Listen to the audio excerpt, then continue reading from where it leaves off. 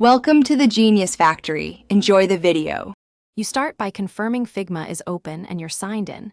Access the file where the video will live. Next, import the MP4 by dragging it into the canvas or using file place image/video. This embeds the file.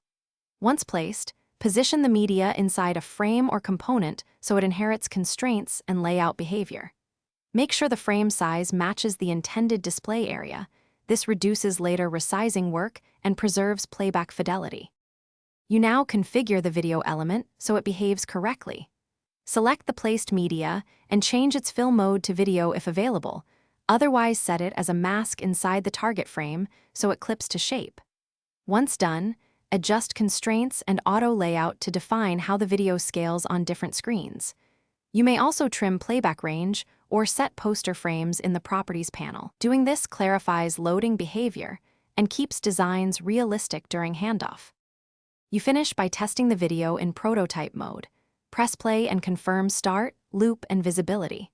Once satisfied, document playback settings for developers and attach the original MP4 in the project files so engineers can use the exact asset. If playback fails, first confirm the file uses H.264 MP4 and is under size limits. Re-encode if needed. Finally, make sure browser permissions and extensions aren't blocking media.